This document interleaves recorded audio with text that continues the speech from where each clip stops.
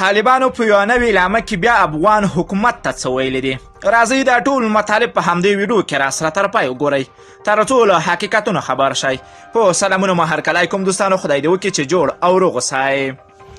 طالبانو وایي که کرونا خپره شوه خپل کنټرول لاندې سیمو کې به اوربند ته تیار یو. وسلوالو طالبانو وایي دوی تیار دي چې تر خپل کنټرول لاندې سیمو کې د کرونا د پراختیا په صورت کې اوربند اعلان کړي. د وسلوالو طالبانو ویان ذبیح الله مجاهد په یوه اعلامیه کې ویلي دي دمګړي د دوی په ساحو کې د کرونا کومه مثبته پیښه نه ده لیدل شوې. د ده په خبره که د کرونا وایرس خطر د دوی تر نفوذ لاندې ساحو کې موجود وي نو دوی تیار دي چې په هغو سیمو کې اوربند اعلان کړي.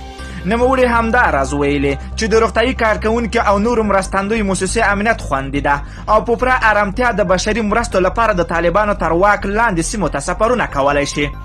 طالبانو داسې مهال دغه څرګندونې کوي چې د ملګرو ملتونو په دې وروستیو کې پر دغه ډلې د اوربند او له کرونا سره د مبارزې کې د همکارۍ غږ کړی ده. بل خوا په هیواد کې د کرونا وایرس مثبته پیښې 209 ته رسیږي. د هیواد د عامې روغتیا وزارت چارواکي وایي چې په تیرو ساعتونو کې په لابراتوارونو کې لسګونه مشکوکه پیښې څېړلې دي چې له دې ډلې په هرات کې 40 ناروغان پایله مثبته وه. د سرچینې په وینا همداراز په کابل کې هم 2 مثبتې پیښې ثبت شوې دي چې په دې سره دغه ناروغان شمیر 209 ته اوښتی ده. عامې روغتیا وزارت د کرونا وایرس د پراختیا په تړاو اندېښنه ښیي او پر خلکو یې غږ کړی ده دوی سپارښتنو ته پام وکړي.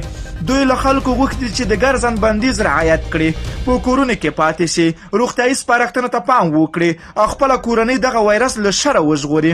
دوستانو ستاسو د طالبانو دغه کړنه څنګه ارزوئ؟ راځئ خواږه نظرونه په کمنټ کې راسره ولیکئ. که ویډیو مو خوښه شوې نه حتما لایک او شیر یې کړئ. که غواړئ له تازه او دقیقو معلوماتو خبر سئ د پښتو نیوز چینل حتما در سره سبسکرایب کړئ. نور مو په پاک رب سپارم. الله مو مل ښه وخت درته غواړم.